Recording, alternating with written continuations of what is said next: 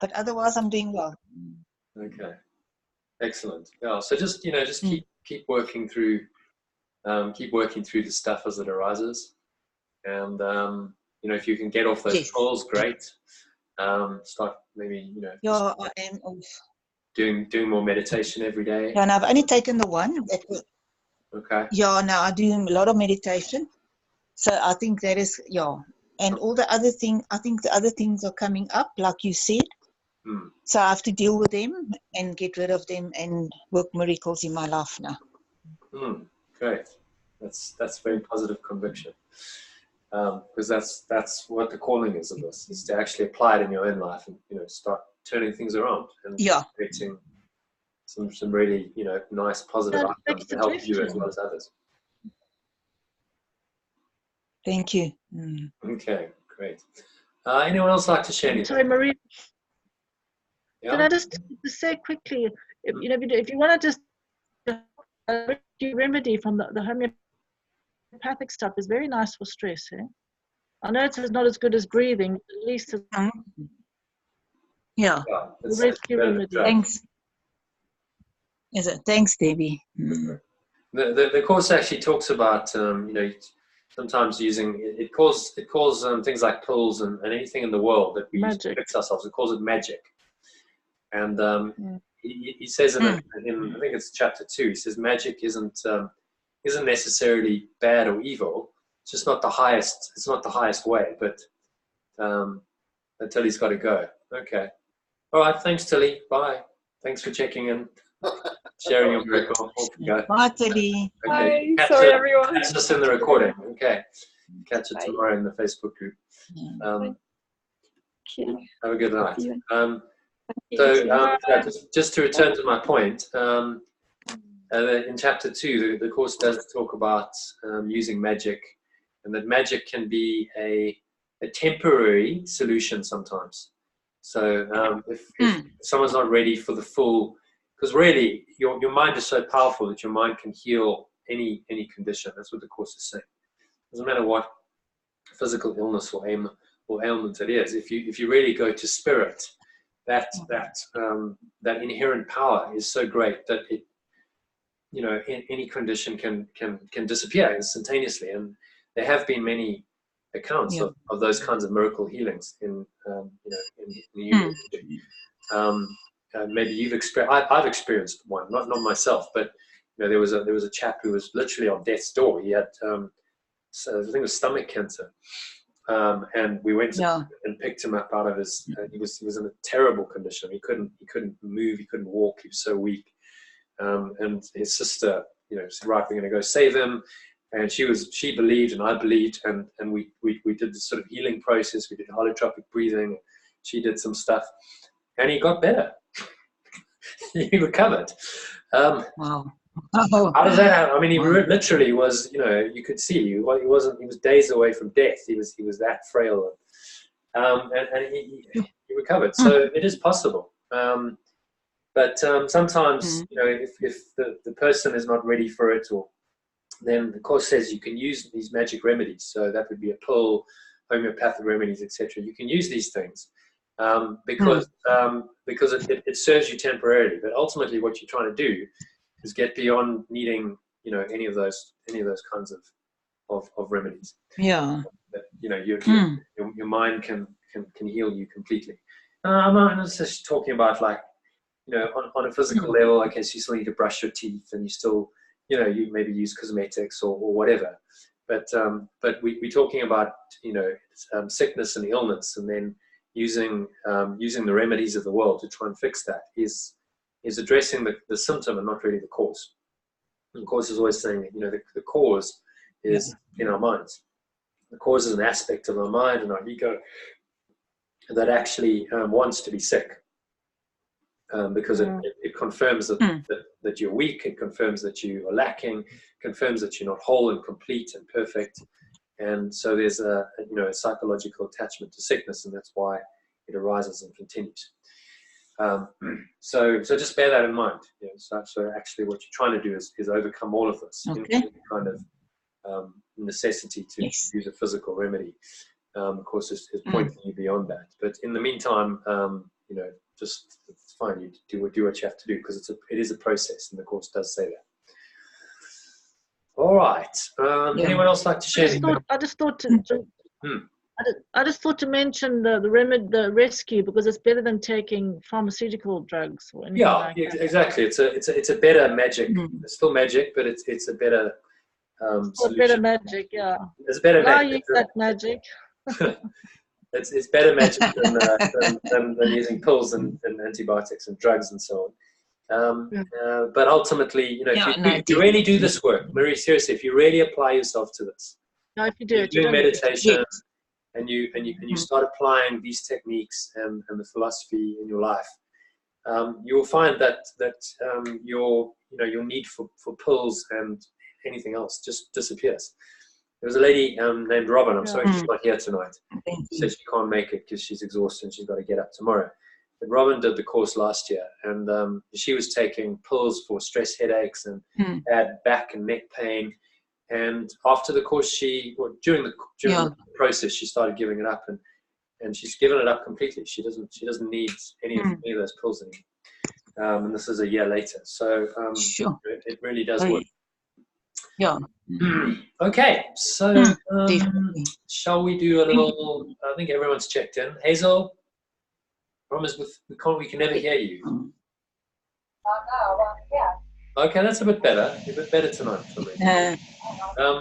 Anything arising for you?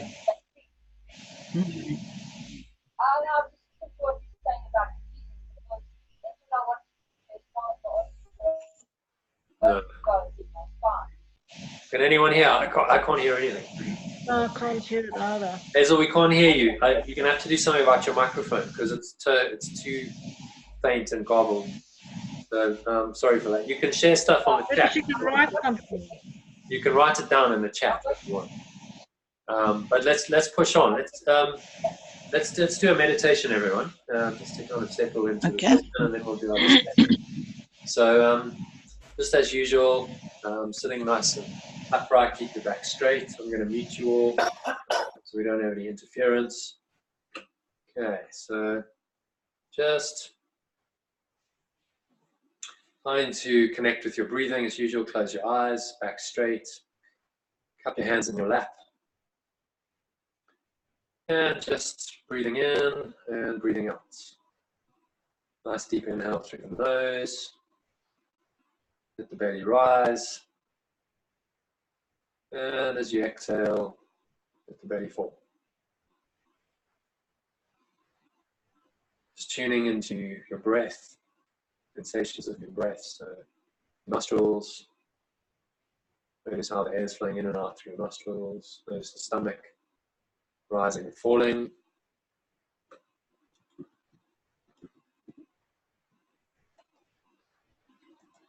And just allowing yourself to get a little bit more relaxed with every breath. Just allowing yourself to sink a little bit deeper.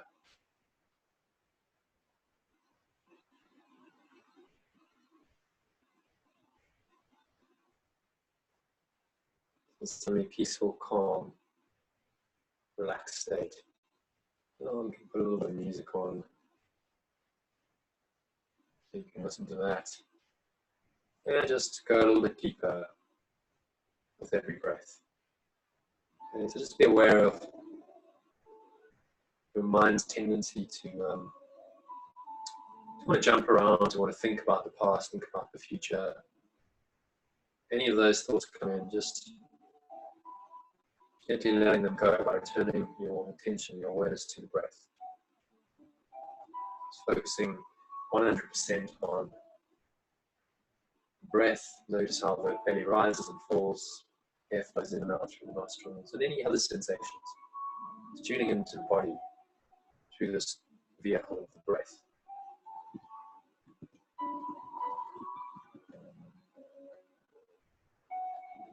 And you're allowing yourself to get a little bit more relaxed with every breath. So now I want you to run your awareness from the crown of your head down the back of your head. Imagine a lovely, heavy, warm, relaxed feeling flowing down the back of your head, into your neck, through your face, relaxing your jaw. Just imagine breathing into these areas. As you breathe in, you're breathing in this lovely lump. Heavy, warm, relaxed feeling. And as you exhale, you're just releasing tension. So any tension in your neck and your shoulders, breathing into those areas of your neck and shoulders.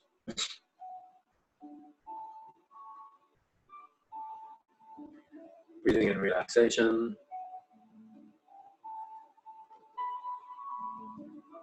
And exhaling out any stress, any tension, just consciously letting go of that. So you can shrug your shoulders, you can move your neck. Another deep inhale into your neck and shoulders where you hold a lot of tension. Just try and let that go as you exhale. Just psychologically, mentally, physically dropping that tension.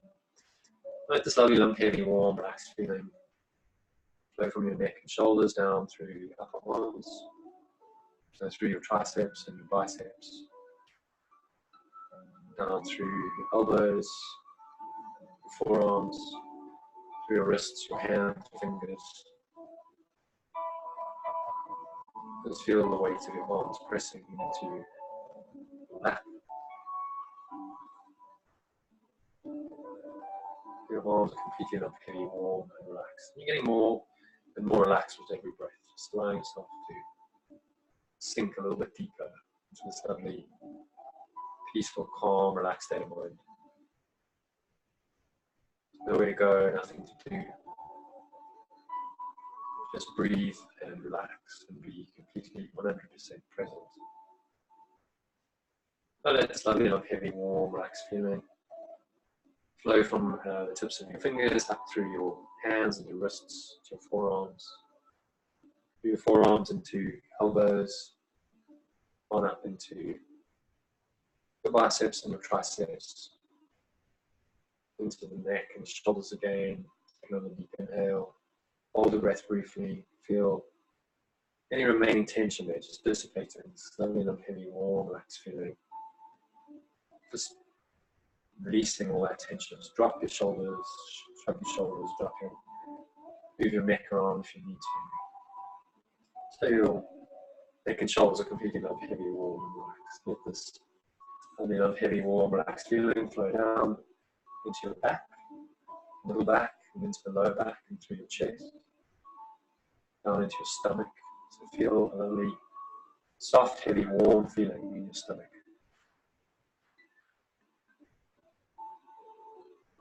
Stomach is full of this heavy, warm, relaxed feeling. And let that feeling just permeate, just spread down into your groin, through your buttocks, down through the thighs, so through your upper thighs, back of your thighs,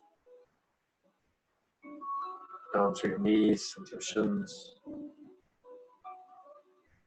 your calves, down through your ankles, into your feet, and your toes. So your legs are completely heavy, warm, and relaxed. From the crown of your head to the tips of your toes, your body is completely heavy, warm, and relaxed.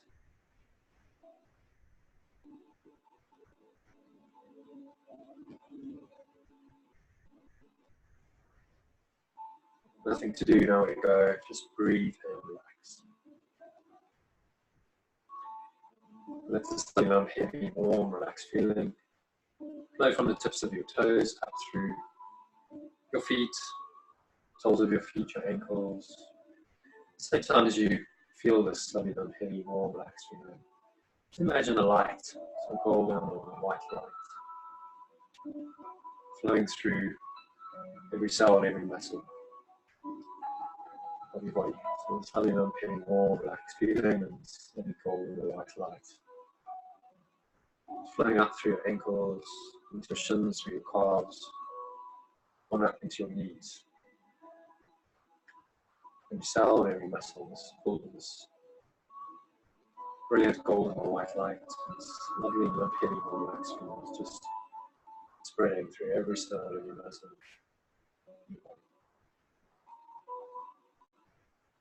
Let the slowly heavy, warm, relaxed feeling. The slowly golden or white light flow up from your knees, through your thighs, back of your thighs, your quadriceps, on up into your buttocks, to the lower stomach, lower back. Stomach is full with slowly heavy, warm, relaxed feelings, slowly golden or white light. And the skull and the white light, and slowly heavy, warm, relaxed feelings flowing up into your chest. Feel it in your heart center. So a nice deep breath in. Imagine this light is filling up your whole heart, going into your heart center, radiating out from that spot. So filling up your whole chest, up into your neck, down into your stomach. So your whole body is feeling completely limp, heavy, warm, relaxed, and just filled with this golden or white light. So now in this nice awareness that you've created, I just want you to bring to mind a situation, a person, an event. Might be something minor, might be something more major, might be something long-standing. Just choose something that's disturbing your peace, that's in some way causing you some kind of upset or disturbance.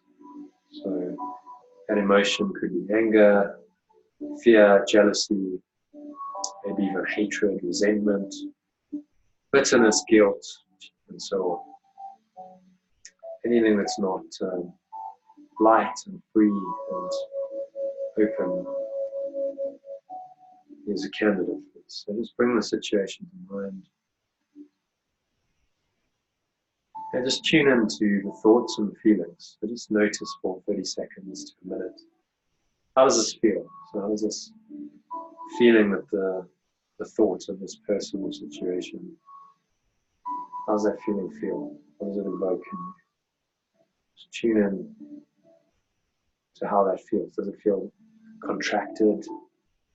Then you feel a tightness in your body. So tune into your body sensation. Is there a tightness in your stomach, in your chest? Clenching of the jaw, maybe. Just notice all of it. So you're tuning into these little subtle cues, starting to pay attention to thought and emotion and how that manifests in our bodies. It's part of the awakening process.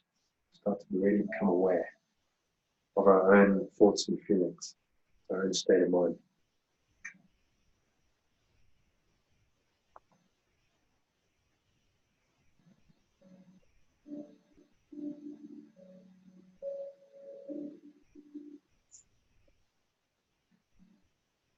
Just connecting with your breath to help you create some awareness. Now you've brought this to mind, but there's still an awareness that you're just kind of observing these things, taking the observer position. And part of your mind that's detached from all of this. You're now going to make the choice to let it go, because actually you don't want this negativity in your mind. You don't want to experience the contraction, the negativity, the fear.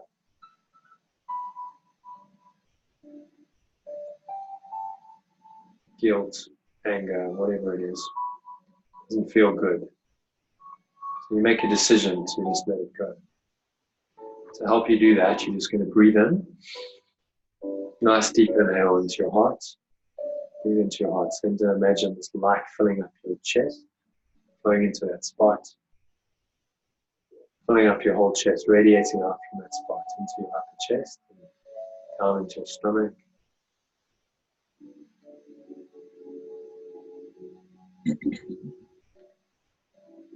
Just bringing this light in.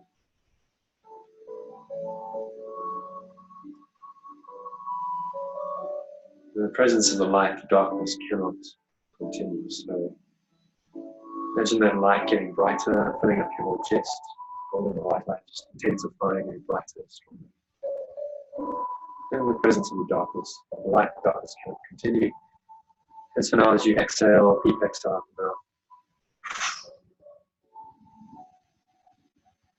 So as you stop releasing that feeling, energy. So you tune into you visualize the color of the dark grey, mucky brown, black color, just kind of leaving you, feeling that color, or just leaving you, dissipating into nothingness. Another deep inhale breath into your heart. Fill up your heart. This lovely golden or white light. Bring up your whole chest. Let that feeling, that light radiate up from the middle of your chest into your crown, down into your lower stomach, and on down into your legs, tips of your toes. So your whole body is enveloped in this lovely golden or white light. And you're just feeling light and clear in a way, and the presence of the light, darkness doesn't exist. And so if there's just a little bit of the seed left in it, consciously let it go as you exhale. So nice deep exhale, out the mouth. Just feel like you're releasing that.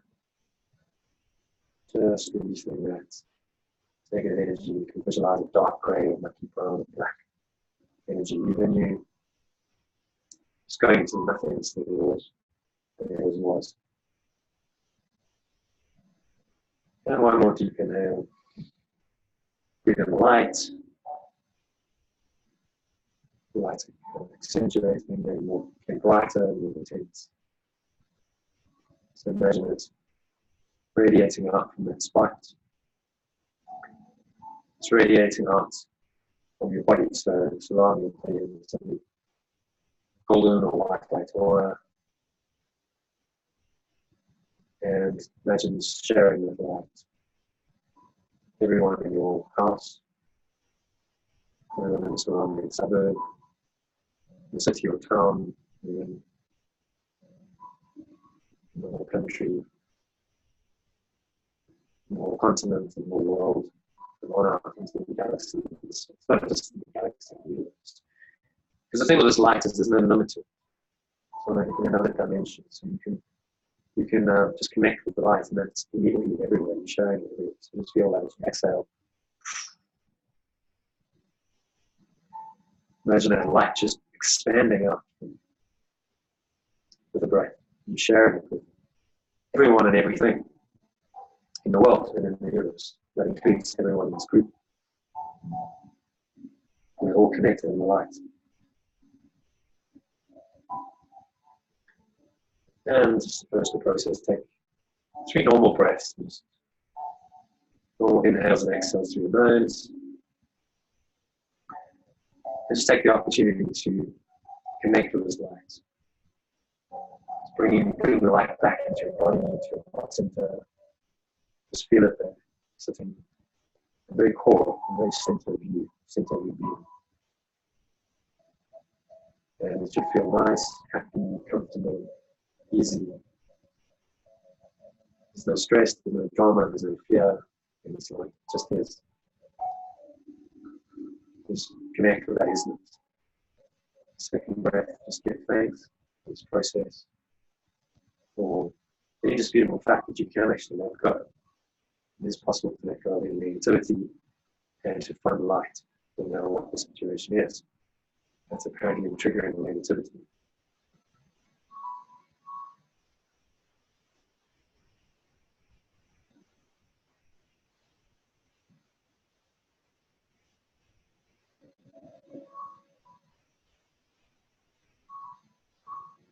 And one more deep inhale breath.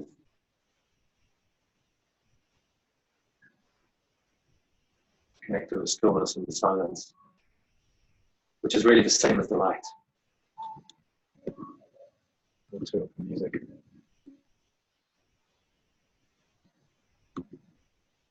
Connect to this underlying stillness that you've gone into. Embrace that. Connect with that and just set an intention to stay connected to it for the rest of the session and evening. So on the count of 3, you're going to open your eyes. 1, just bringing yourself back into your body, the waves of your body. Notice the weight of your body pressing on the chair, the feet pressing on the ground. Reconnecting from body to notice any sensations that the body's having. So what are you feeling, touching? Maybe there's a subtle taste or smell, just tune into all of that. And what are you hearing? So there's sounds other than my voice. Perhaps you can hear some sounds in the surrounding area. Tune into that. As I said, you're going to, the way you bring yourself back into the body, you're going to stay connected to this deeper part of you. The rest of the session, part you just connected with. And 3, gently open your eyes. Take 30 seconds, just look around. Very clear, light aware state. Notice how perhaps your perception is different compared with 15 minutes ago. And just how nice it feels to be in this state where there's not a lot of thought going on, able to observe everything. This clear aware state. And lock into that, so try and maintain this nice clarity of perception for the rest of the session. Okay, so everyone back. Let's meet you all. How was that? Any comments? Everyone good with that? Did anyone struggle? Relaxing. Did anyone struggle to stop their mind from thinking relevant thoughts? Yeah. Yeah, I did too. Okay. Mm. So that will happen, especially if you haven't done that much meditation. You know that your mind is trained to do that. Right? The Buddhists call it the monkey mind. Just to like go off on some tangent, start yakking away, start thinking irrelevant thoughts, usually about past or future. Because really, in this moment, there's nothing to think of, is there? It's always like something connected to a timeline, you know, either the past or what you've still got to do. So just when you notice that, just, you know, don't get hard on yourself and go, I'm messing it up again. Just gently bring your awareness back to your breath. Just go, right, okay, I noticed that.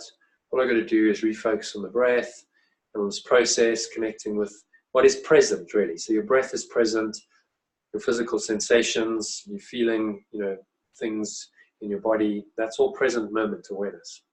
And that's really all the breath is doing, is just connecting you with that, and then allowing you from that place to now go deeper into your own mind and find a place of hopefully some real peace and calm and kind of serenity in the middle of that meditation, where you've let go of stuff, and you just, did everyone have a sense of that you can connect with something that's amazing, it's always there, it's just lovely. Did everyone get a little taste of that? Peaceful. Yeah, just peace. You know, which is all we really want. Just to go there and get a taste of that and a glimpse of that. And that's really what you're doing. You're retraining your mind to start to be able to have that experience and to value that experience. Say, yeah, this is what I want. I want more of this feeling. And then when you come out of the meditation, you carry an aspect of that with you. That's the idea. So that you're retraining your mind and your perception to be different on a moment by moment daily basis through these practices. It's that profound, and that's why this is life changing. Because if you start to stay in that nice, clear, light, aware state more often, the quality of your life and your experiences in life are very different in that state, and you see that. So that's what you're going for here. So, you know, it is a process, doesn't happen overnight, but these these thoughts and distractions are just part of it, part of what everyone has to go through. So just carry on. It's persistence fails in the end. If you keep doing this, then they will subside and eventually disappear altogether. Okay. So any other comments on that? Shall we move on quickly to? I'm going to share my screen with you. Hopefully I can. Why won't it show me the whiteboard? That's very annoying. I did this yesterday for some reason. Okay, so let me just close that. That might help. I'll close one of my applications because I want to share this. I want to share this my screen with you.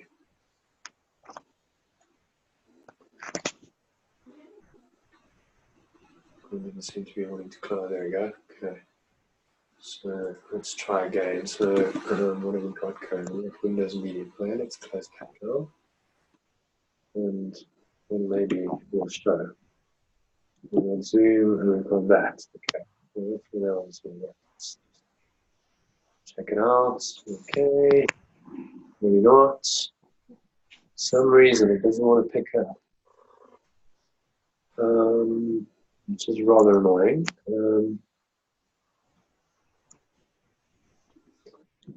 Okay, so if you've got your course manual to hand, because you should all have it by now, just bring up, I can't show it to you, which that's sad. Bring up, it's on page 11. Come up. It's come up. Has it? You can see it. Yeah.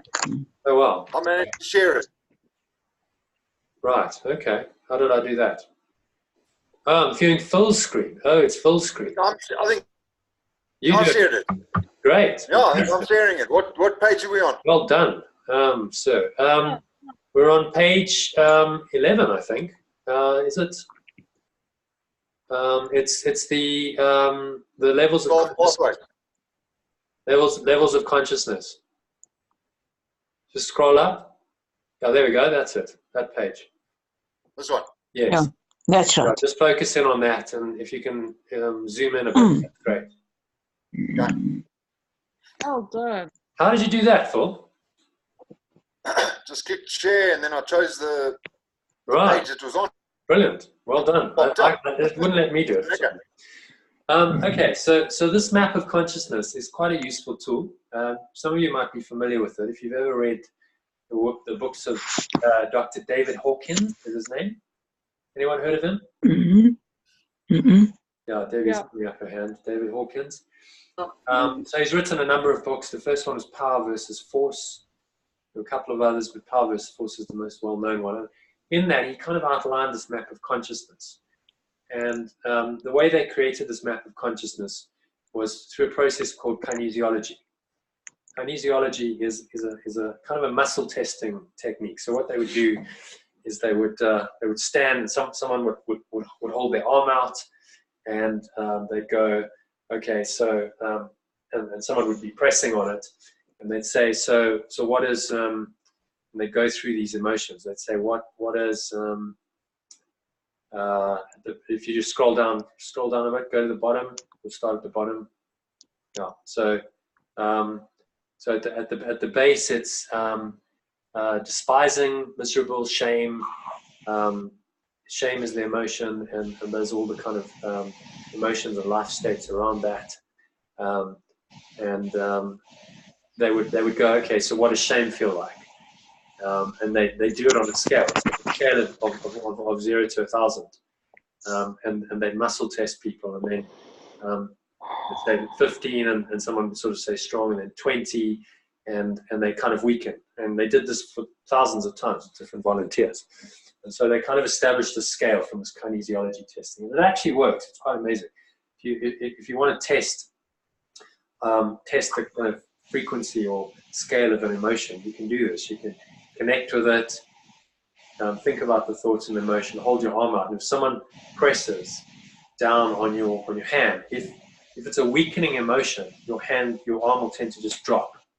And if it's a positive, powerful one, it will tend to stay stronger. So you can try that in your own time with a willing volunteer who doesn't think you're mad, preferably.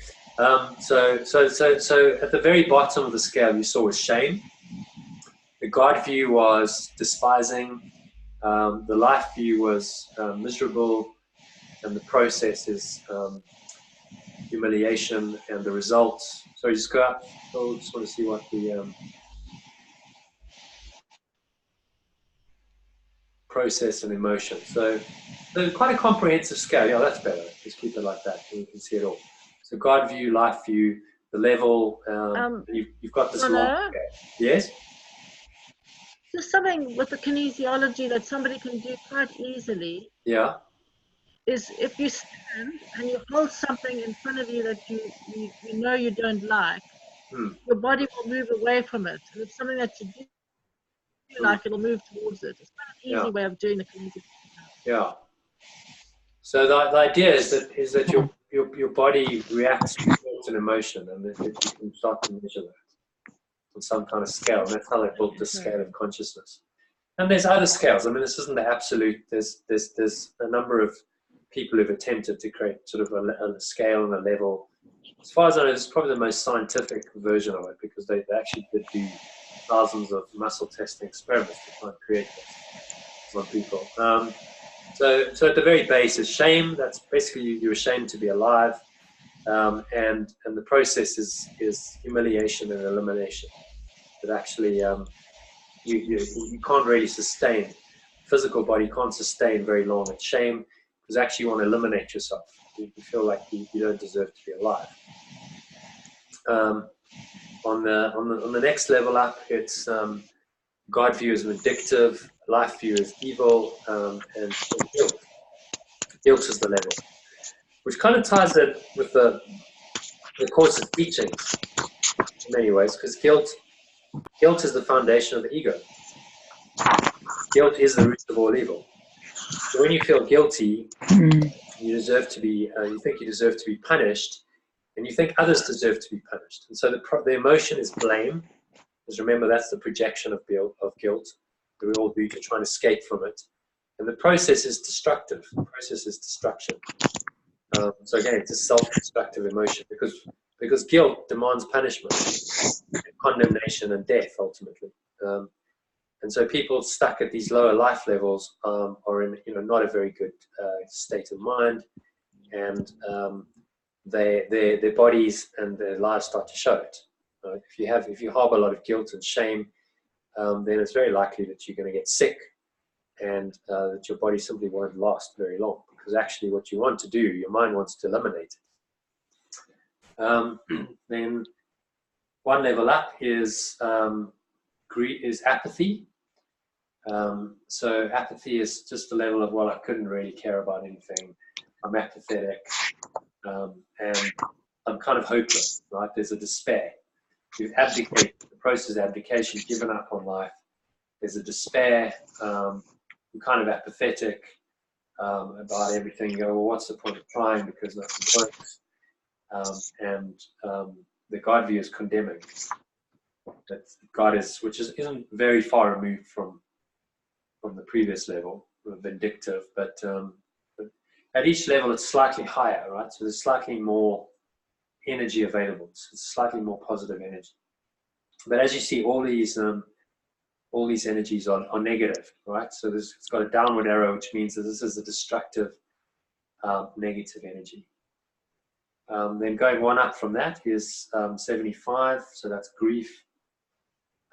So your God view would be, God is disdainful, doesn't really care. Life view is that it's tragic. So grief and tragedy go together. The emotion is regret. Why couldn't it be different? Why couldn't I have had? Often grief is associated with loss. So you've lost a loved one, or you've lost someone or something that you care about, and maybe there's a regret around not having done things differently and connected more while they were alive, and so on. Process is despondency. So you feel despondent, again, hopeless, a little bit more positive than apathy, but because you're feeling more. So grief can be a powerful emotion, but it's a negative emotion ultimately. So it's taking you down rather than up. And then at 100, 100 sort of a little bit of a breakthrough. So at 100, you break through from all of these really negative emotions, which are based on the past. So grief based on the past, apathy based on your past results and disappointments, guilt based on what you've done wrong or haven't done in the past, shame because of your past, and so on. These are all past based, which means that you can't really do anything about it, right? In the past, we kind of stuck in the past. There's no fixing it. If we get stuck in the past, there's no way out. Fear is future based. So fear typically is you fear something that's going to happen in the future. You've moved out of the past, you've moved into future focus, and there's more energy available. So fear actually has a lot of power, There's energy in fear. Fear governs a lot of people's actions. There's industries based on fear. Industries like the security industry, like insurance, and so on. So fear has the power to make one act. Whereas often in apathy and grief and all these other things, you don't really, you're just kind of stuck in inertia. But fear can cause people to go to war. Fear can cause people to do, a lot of results. Things come from fear. They're not positive. So your God view is punitive, life view is frightening, log scale is 100, emotion is anxiety. So that's just that gnawing, ongoing anxiety. You can't really put your finger on it. It's just, you fear life, you fear the future, you fear the worst will happen. You can't really go, well, it's that I feel, it's that I fear. Often just it's kind of there. All these kind of little fears that add up to this ongoing gnawing anxiety. And the process is withdrawal. So when you fear, you tend to withdraw from something. So you start withdrawing from life, you start shrinking, you start contracting, and the kind of lager mentality. In Afrikaans, the lager syndrome, where you go into the lager and you go, right, we're okay, so we'll withdraw from the world.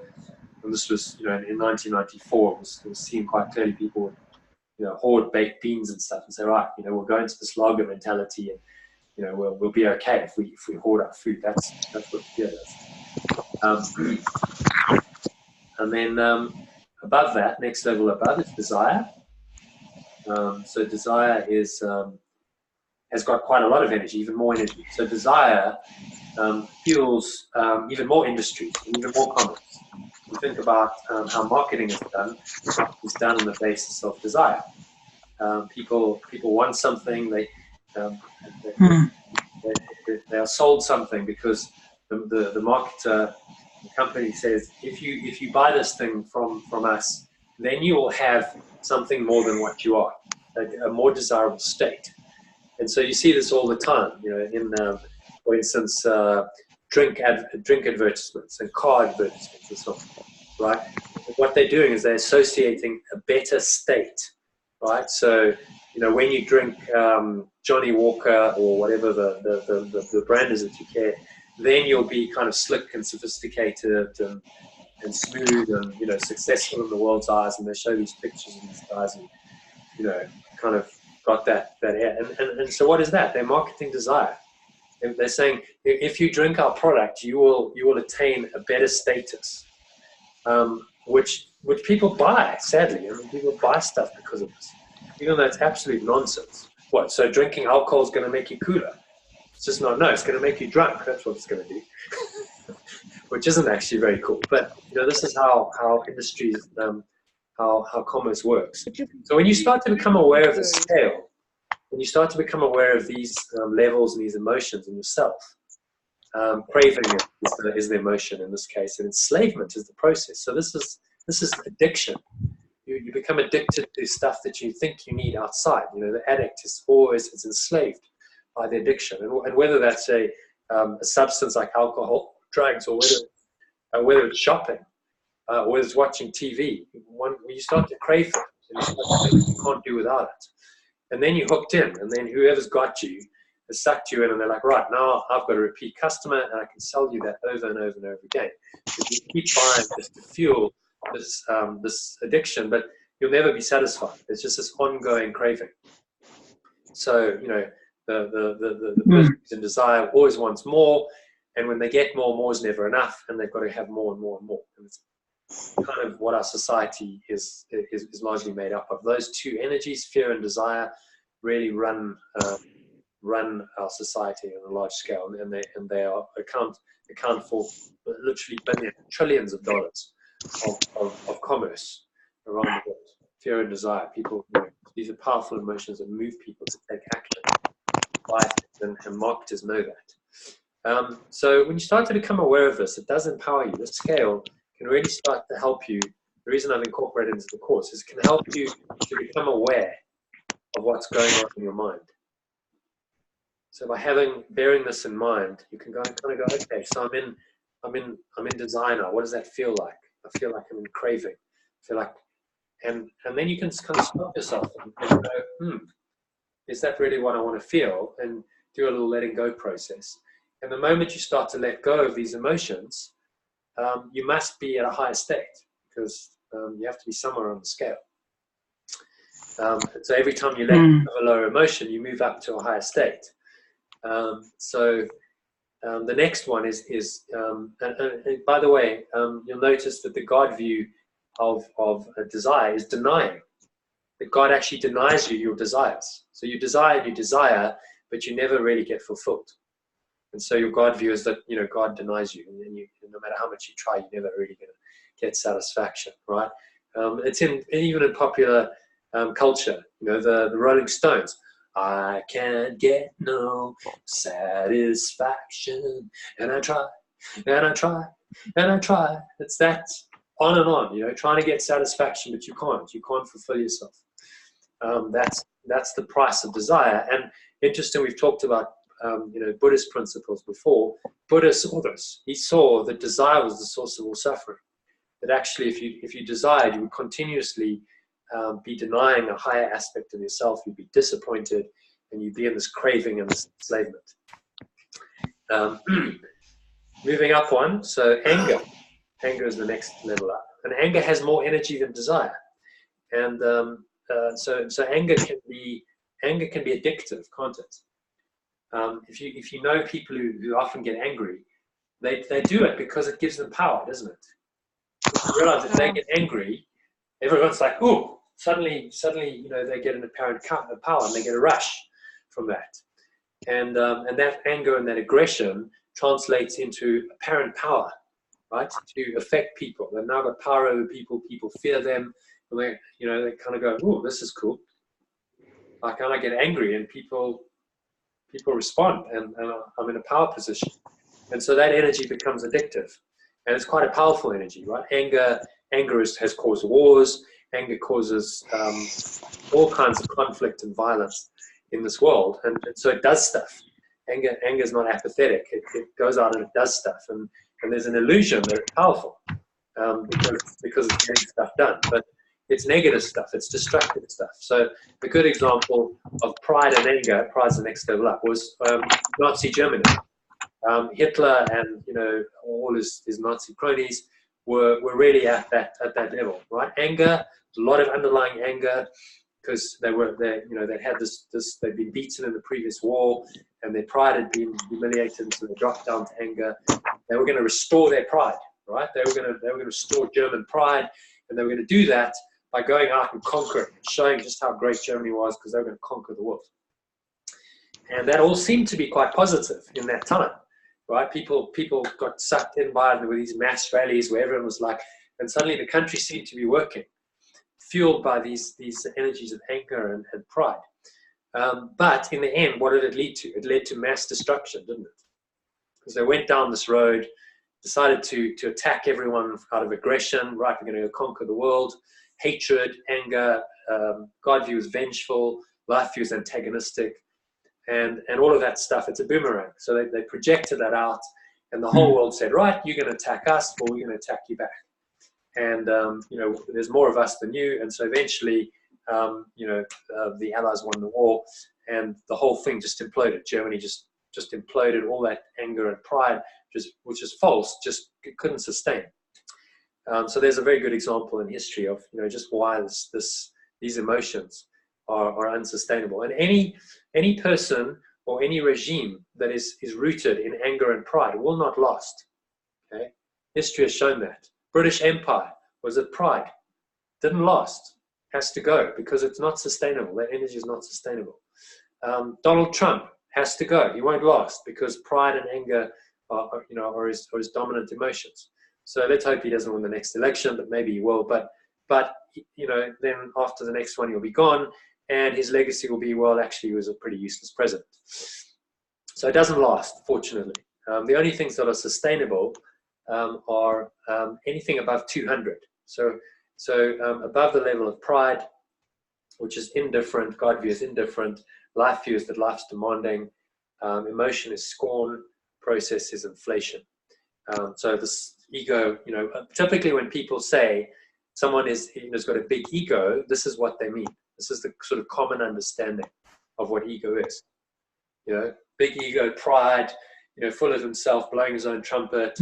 But actually underneath that, often there's deep insecurity. There's anger, there's hatred, there's aggression, and all those negative emotions actually underlie it. So actually at the very deepest level, someone like Hitler felt guilt and shame because he had a terrible childhood and he'd been abused, and so that kind of underlies it. So there's this whole these levels. You might be showing the world pride, but actually underneath that there's all of these levels supporting it. So it's just a rotten cake, really. It's doesn't work. And that all of that really, anything from 175 downwards, that all of that is this ego. We call that the ego. Any aspect, any part of that thought system and those emotions is negative and disempowering, and that the course calls ego. So I hope that gives you a little bit of I find it quite helpful because you can kind of go, oh, okay, yeah. You start to see how you can move up and down those scales. So, we've all experienced times where we may have been apathetic, we may have felt guilty, and hopefully it doesn't last too long. You can stay in that for a matter of seconds or minutes. And then you kind of go, no, come on, I've got to pick myself up. This apathy's not doing, and you desire something. And so now you have some kind of motivation to do something. That picks you up from 50 to 125.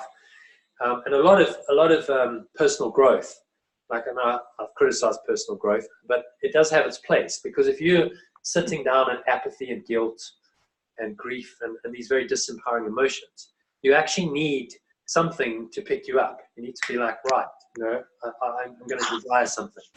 And so the idea is, okay, if you desire something external and you've got a goal, that can motivate you, that can get you to a higher energy level. It's not the ultimate energy level, but if it helps you get out of your pit, and then from desire, you can then start raising yourself up. It's part of a process. So these things do have a process. But what we're talking about here is the next level on. So that'll get you into what's called rajas. If you're familiar with the Indian teachings, they've got these four states actually. There's tamas, which is inertia. So that's right down at the bottom here. Anything below sort of 100 is inertia, where you're not really able to do much. You're just stuck in inertia and stuck in these negative emotions. Rajas is the next kind of lane or level, and rajas is really associated with fear and desire and anger and pride, where you're motivated to go and do stuff, you make stuff happen, but it's coming from the wrong place. And so ultimately it's a negative energy. You start to pay attention. When you feel in inertia and apathetic, notice that you feel like, right, I'm going to go out and make something happen. That's rajas. That's that energy of right, get up and go, make it happen, take no prisoners, get it done. And it's more empowering than inertia, but it's not the ultimate level. And in fact, it's negative and destructive in the end. Because anything below the level of 200 is going to suck you down. And then at 200 you make another breakthrough. So remember I said at fear there's a breakthrough level because you move from past to future. At 200 you start to break through into what's called positive consciousness, where you have courage. You go, actually, yes, I know it's going to be difficult, but I'm willing to take on this challenge. And I'm willing to confront whatever I need to confront. And so life becomes feasible and God becomes permitting, and the emotion is affirmation. So now it's a positive rather than a negative emotion. And the process is one of empowerment, that courage makes you feel empowered, authentically empowered to do something constructive about your situation. So if you're really going to make this journey, courage is required, right? So you might be sitting at fear or desire or grief or apathy. You've got to raise yourself up to start with to the level of courage to say, okay, I'm willing to do this. I'm willing to take this on. And so all of you, by just signing up for this course and being here tonight, by definition, are at the level of 200 or above, because you wouldn't be here otherwise. You're saying, right, I'm going to do this. I'm willing to do this on. I have the courage, because it's not an easy path to really start facing your demons and start looking at the ego. Does take a lot of courage. So well done, everyone. You're all above 200 at least. So that's the start. All right. If you have the courage to say, right, I believe I can do stuff. I believe I can overcome difficulties. I believe I can overcome the negativity. That's the start of raising your energy up. And then you can start moving upwards rather than downwards. So actually the diagram's wrong. I'm just looking at it. He's pointed down, but it's not actually down. It should be a double arrow. It should be down or up. So from courage, you can drop down to pride, but you can also start moving up into this enabling neutrality, really, which is a lot of what we've been talking about. So letting go is about creating, being able to create a neutral state of mind, where you're okay with everything. So your life is satisfactory. Okay, might not be absolutely brilliant, but I'm okay with it because I'm able to sort of let it go. So this is where the letting go philosophy starts. I've got the courage to undertake the journey of letting go, and then when you actually start to do it, you raise up to 250, where you can kind of be neutral. You're like, okay, well, no, I don't have to get too upset or too frightened or too engaged with anything. Life is okay just because I'm okay. So the God view is that it's enabling, life views that it's satisfactory, and you have some trust. You start to trust in the process, and you start to trust in life, because you realize that you can always release, right? You can always do this letting go process, no matter what's showing up. But it's quite interesting, and you see how this dovetails with the letting go philosophy. You have to have the courage to take it on, and then the next level is right. You have to learn to be neutral. You have to learn to detach to an extent from your negativity and start to trust in a higher power to help you to release. So that takes you another level up, and then at the level of 310 is optimism. So that's a willingness. Okay, so this is people who are really willing, and you might be someone like that yourself, or you might know people like that. People who are really willing, just go, right, I'm willing to take on a task. I'm willing to take action. I'm willing to get stuff done. I'm willing to face obstacles. I'm willing to overcome them. I'm willing to persist and persevere. And if you're at willingness and you have this optimism emotion, you can create stuff. You can create very positive stuff in this world. In fact, I would say any successful business venture requires willingness, requires someone who's at that level of willingness. So any entrepreneur, successful entrepreneur, would be at a level of willingness or above, because they have to have a lot of that willingness and a lot of optimism and a lot of intention and a lot of hope and a lot of inspiration. All of those things associated at that level to do that. So that's a level above neutrality, because it's like, okay, I'm willing to take this on, willing to take on the challenge, willing to do stuff from a very, very positive state of mind. So I've let go of my negativity, the foundation. Remember, each level is a foundation for the next. So unless I'm able to find a neutral state where things are okay, and I'm okay irrespective, it's very difficult to be optimistic and to be willing, because you haven't yet let go of all of your negativity. And then a level above is forgiveness. So now we're starting to talk about the real letting go, the real forgiveness that we're talking about in this course. Starting to really be able to accept no matter what. Okay, so acceptance of the unacceptable is the greatest source of grace in the world, says Eckhart Tolle. You can start to accept, even when something's horrible and something's really difficult, something's really painful, and you can find a way to let go of that and really forgive it, and find an inner peace, an acceptance of what is. You start to see God as merciful. You start to see life as harmonious, because it doesn't matter what's happening. You can find this inner state, and you transcend. So you transcend negativity. You start transcending the world. You start transcending things like desire. You're even transcending the level of willingness and intention.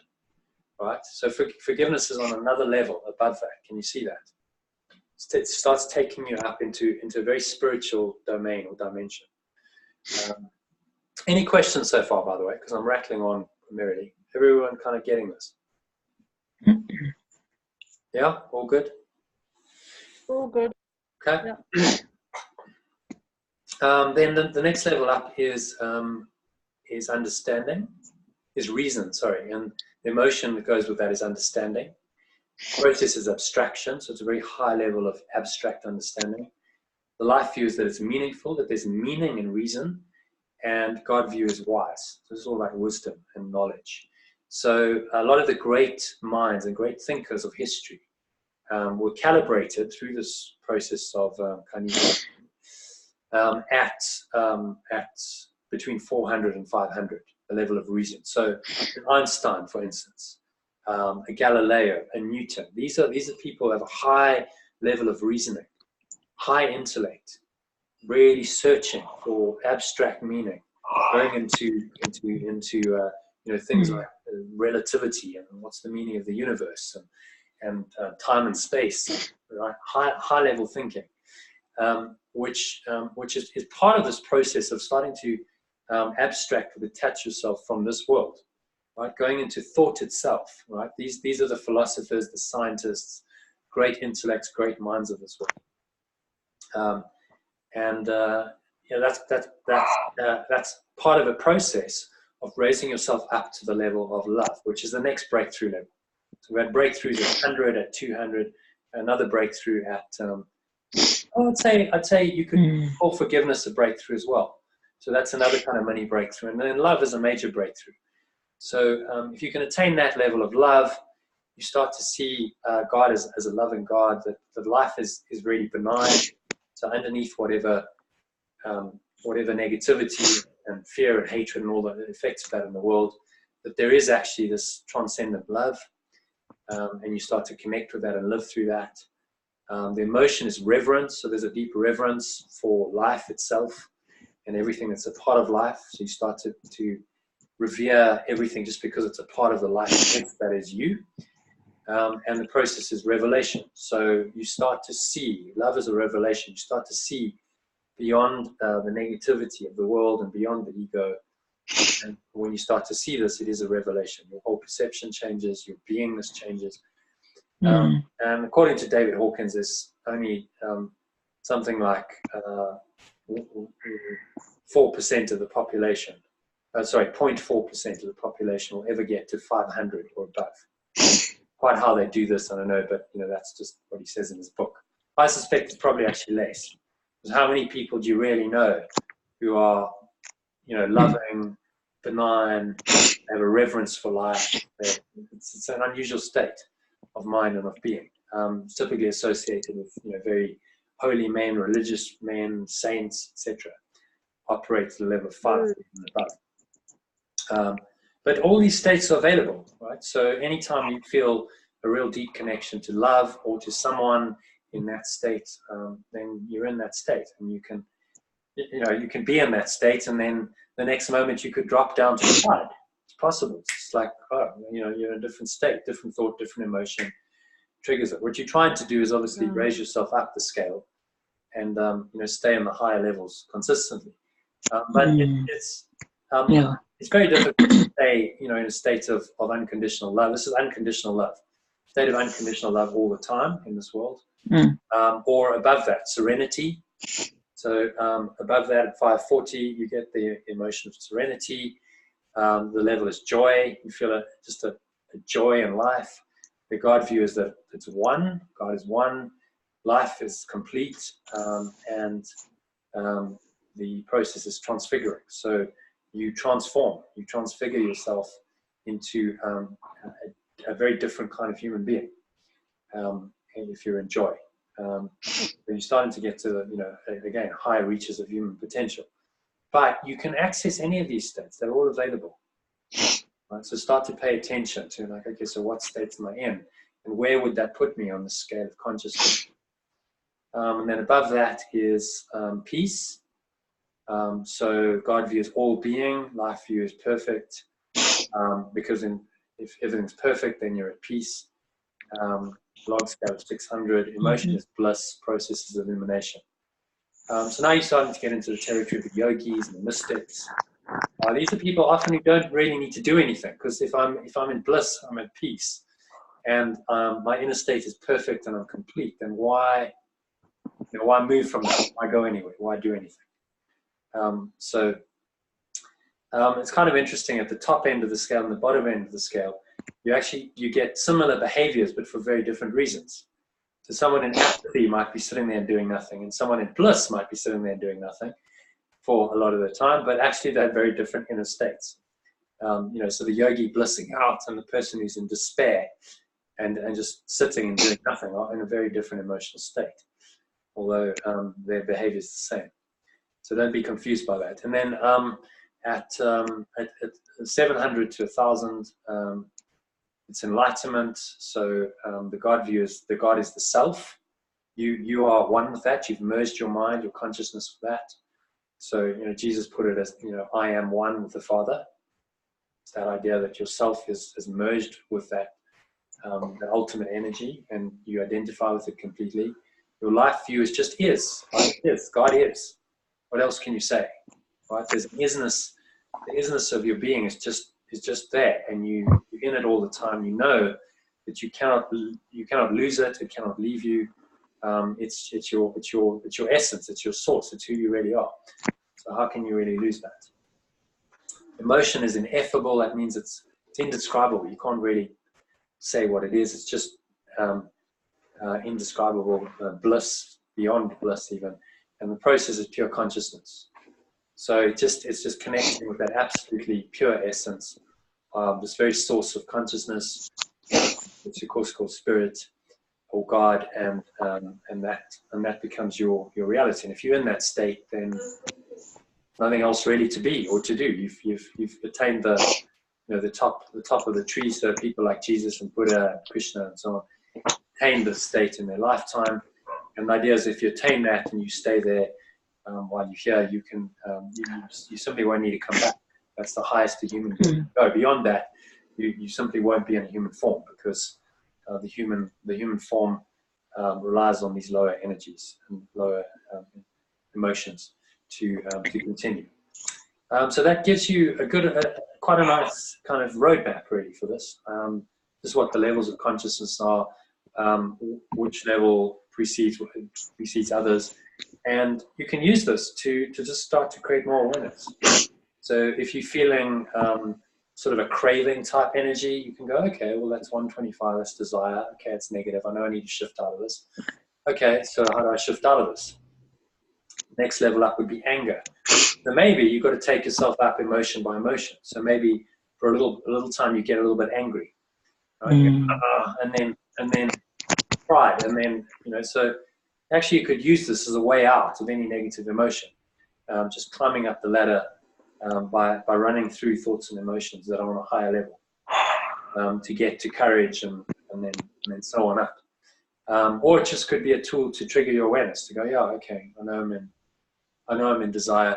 What I will say though, you'll see that the absolute keys to these higher states, there's two states here. The one was 250, was neutrality, finding that sense of non-attachment or detachment, as they call it in Buddhism.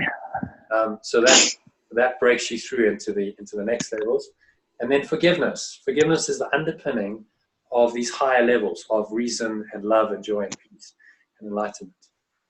So it's quite interesting because it really does have the letting go philosophy. Those are a big part of it. And if you do any of those, if you forgive, or you just find a sense of I'm kind of neutral, I can find a detachment, you are automatically raising yourself up to a positive state of consciousness. And then from there you can go higher. So you can get out just by letting go. You can get out any of those negative emotions and states just by doing a simple process like a 2-step letting go process, or the 10-step letting go process, or some of the others that I've included in the course manual, which I'll go through in the next couple of days. So I hope that's been helpful. Anyone got any comments, discussions? Very. Any questions? No? No. Okay, great. So just put it in your toolkit and use it. something there, you've learned something new. It's a model. I'm not saying it's the ultimate model, and these numbers really are arbitrary in some ways. It's like, well, so what does it really mean? It's just to try and create an idea in your mind that there are these levels of consciousness, and that you can go from one level to another, and to create some kind of an understanding of that. And if it helps you to understand it better, and it helps you to navigate these levels better in your own mind and your own emotions, then it's helpful. It's a useful tool. So that's how you should view everything. You know, is it useful? Does it help me? Does it help me be more positive? Does it help me have more love and peace and joy in my life, or not? If it helps you, then use it, and if it doesn't, then discard it. It's as simple as that. So that's what I'd say. In all this stuff that you learn, because you're going to learn a lot in the next 6 weeks. Use what's helpful, right? Use what resonates, what's helpful for you. And if something doesn't really work for you, then you don't have to use it. Just, you know, there's many tools, there's many ways. Then you can go, okay, well, that doesn't really work for me. But don't discard it forever, because you might find that in 6 months or something, it does work for you. But actually, suddenly you get it. You're like, wow, actually, you know, now that really makes sense to me. I can actually use that.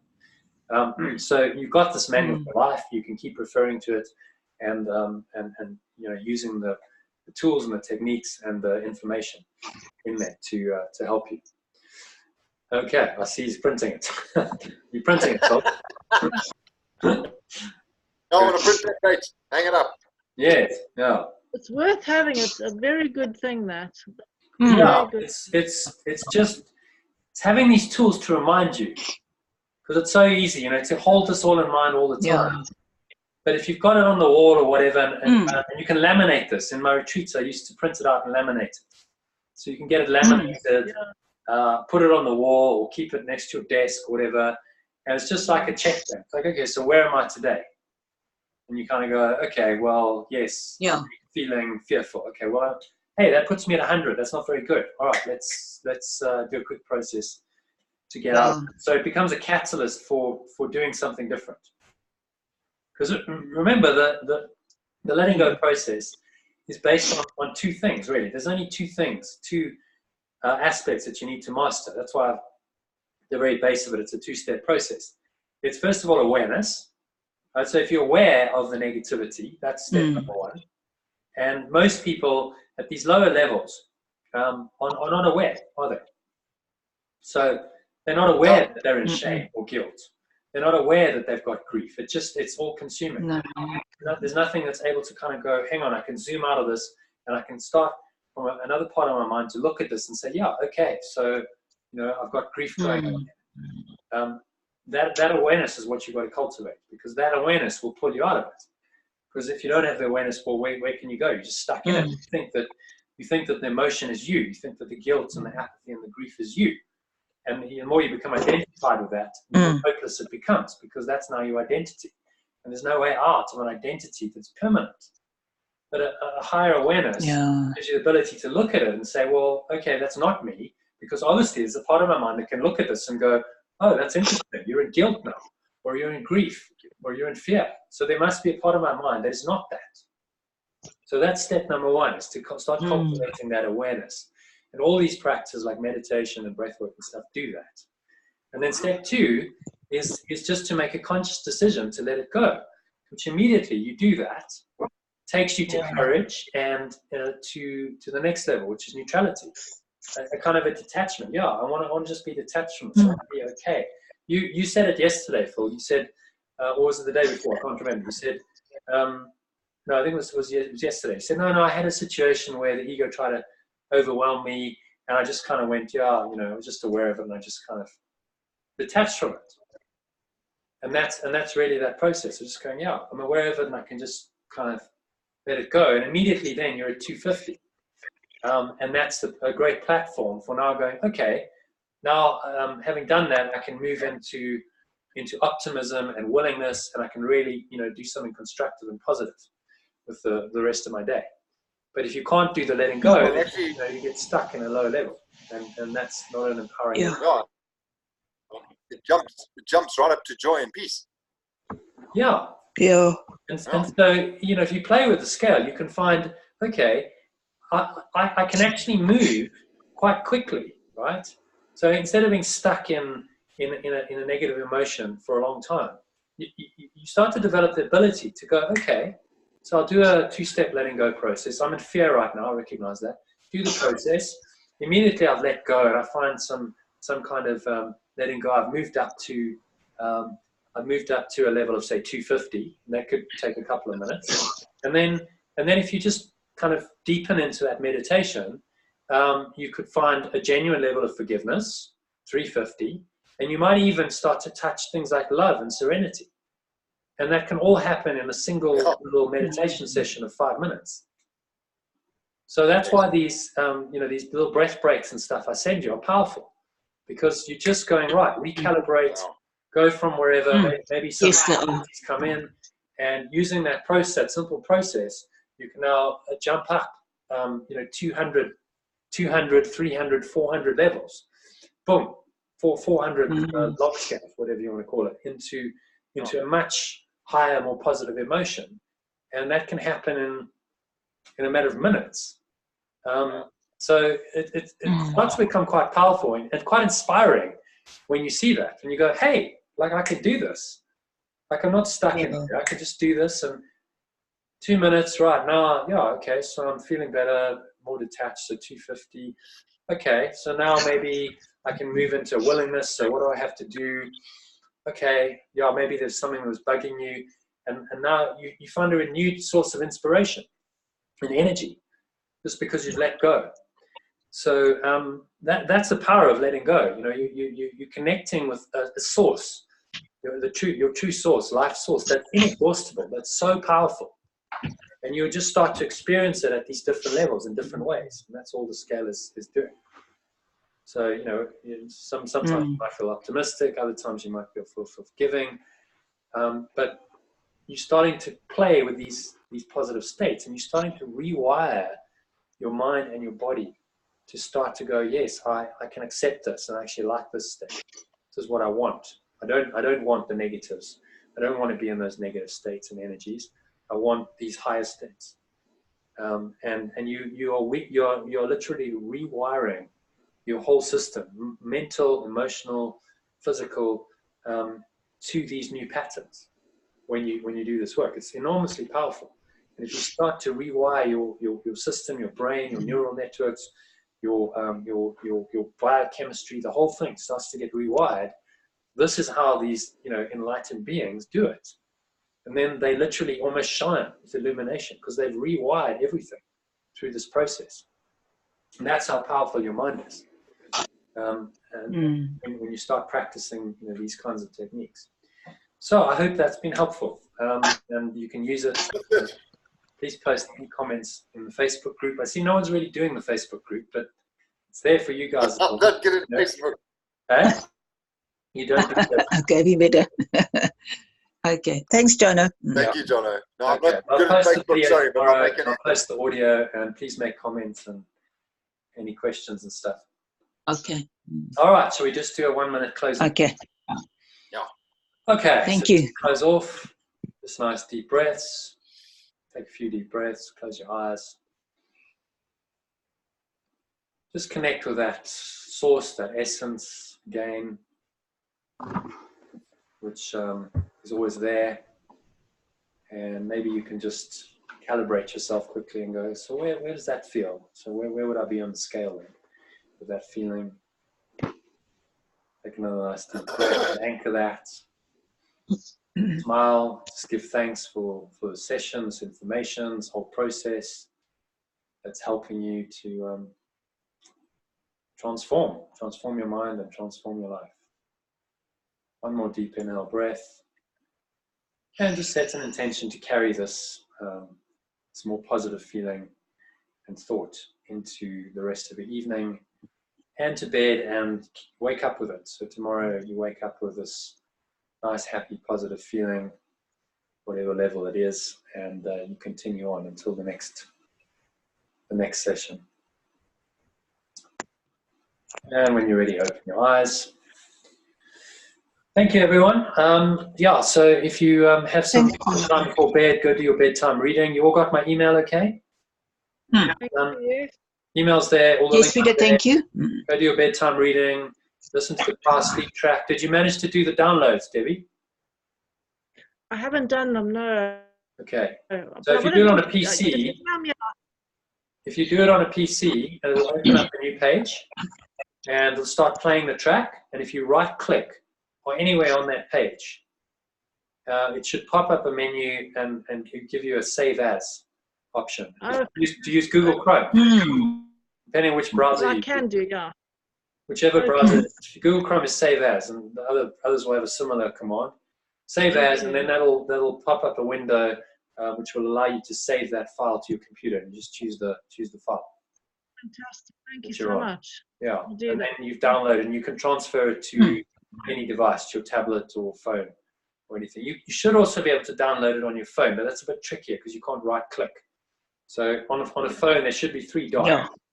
If you click the 3 dots on the page, it should give you the option to download, and then you click download, and that should work. But it didn't work for Tilly, and she's got an iPhone, so I don't know about iPhones, but I think it works in an Android phone. Otherwise, do it on your PC and then just transfer it from your PC onto your phone Thank you so much. Thank you, via Jono. Bluetooth or USB. Yeah. Yes. Okay, well, enjoy your reading, and I will Thank you. hopefully catch you all tomorrow. If so I'll do these afternoon discussion sessions. Just let me know if you're going to make it. If no one's going to make it, then obviously I won't run them. But they are available. So 1:30 tomorrow, if you can make it, let me know. Thank you. Otherwise, tomorrow evening. Okay. All right. Okay. We'll do Thanks, so. everyone. Thank you, Jonathan. Sleep well. Sleep tight. Keep Bye. well. Ready? Bye. Bye. Bye.